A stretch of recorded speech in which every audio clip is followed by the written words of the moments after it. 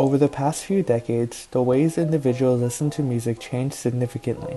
CDs replaced cassette tapes, digital methods of listening to music such as iTunes and iPods replaced CDs, etc.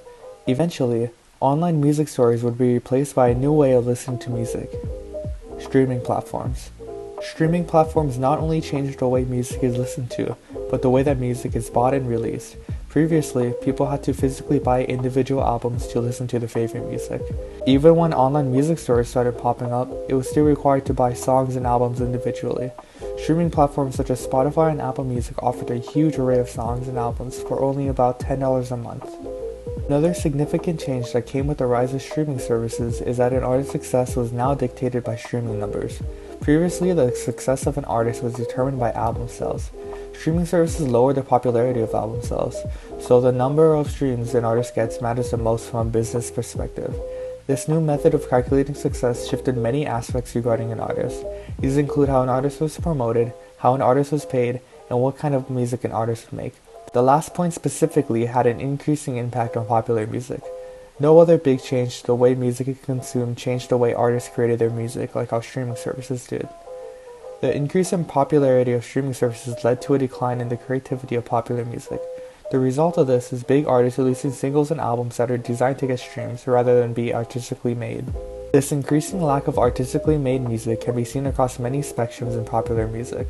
The first example of artists specifically designing their music for streams is to intentionally increase the track list on their albums.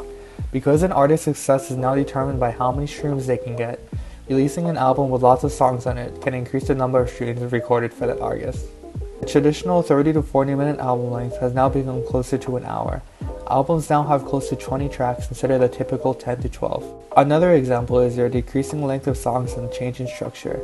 It is a belief to artists and record labels that the shorter the song length, the more streams a song will get. Many songs are now only 2 to 3 minutes long, and sometimes even less. Other changes of structure include not having a bridge. The worst part about this issue are the gimmicks being used in music today. Loads of songs are now overproduced, include lazy and uninspiring lyrics, and attached to musical trends without really bringing anything new to the table. Music is no doubt an important part of a person's life.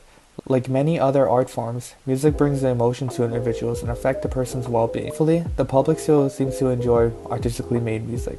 Recently, singer-songwriter Taylor Swift released a new album. Taylor Swift is an extremely successful modern artist that still focuses on making well-made songs. The album ended up breaking records and completely took over the Billboard Top 100 charts. Another upside to this situation is that there is no lack of genuinely good artists. Many are just not in the mainstream. This trend will likely not completely kill music, but it does make popular and mainstream music sound very stale and uninteresting.